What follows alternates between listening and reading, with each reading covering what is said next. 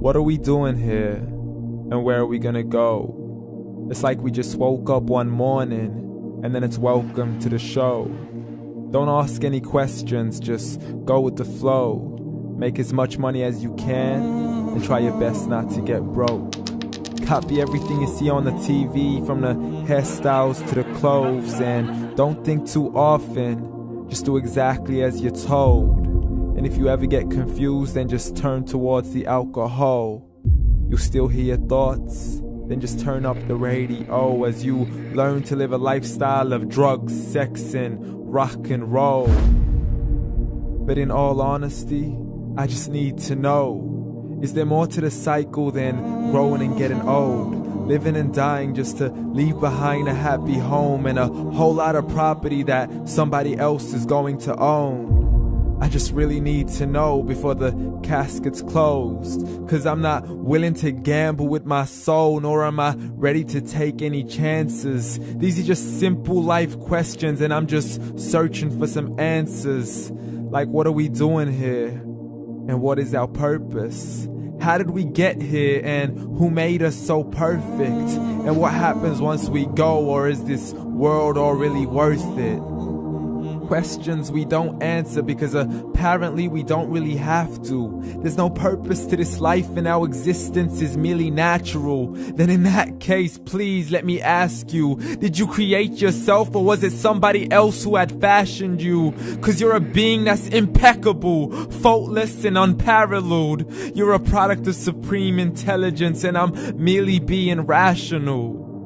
For there isn't a camera on this earth that can come close to the human eye, nor a computer that can compete alongside the human mind. And if the whole world was to come together, we wouldn't be able to create a single fly.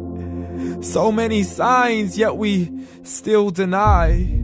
As science tries to justify that all this could come from none, when it's a simple sum. 0 plus 0 plus 0 cannot possibly ever give you 1.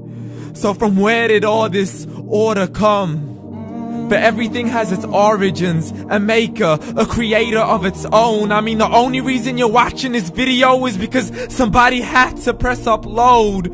So we can believe in the Big Bang, but I'd rather believe in He who caused it to explode. Allah, the creator of everything along with every single soul.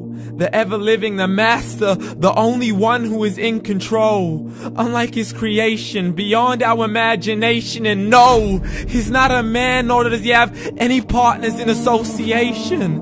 He's on his own. And no, he did not ever leave us alone. Just like every manufacturer, he left us with an instruction manual. The Quran and Islam, and I'm sorry to jump to conclusions, but it's the only one possible. The only definition of God is the one and only supreme being. It's logical. A book with 0 contradictions, with miracles that are both scientific and historical, all revealed over 1400 years ago. Like the detailed description of the human embryo. The descriptions of the human embryo in the Quran cannot be based on scientific knowledge in the 7th century. To the mountains as pegs holding firm the earth below, and the 2 seas that don't mix in a complete separate flow. To the planets in orbit, alternating night and day as they stay in flow. The expansion of the universe and the creation of everything from H2O. To the stories of the past and the preservation of Pharaoh. To identifying the lowest point in the land where Persia defeated Rome. The gushing fluid that created man in the glands between the ribs and the backbone. And not a word has changed, it's still the same. So please explain how all this was known over 1400 years ago. To a man who couldn't read or write, as he would recite whatever the angels spoke. And if you still don't believe, please try to come up with something that's even close. But you can't, so we took God as a mockery and his messengers as a joke. Muhammad could not read or write.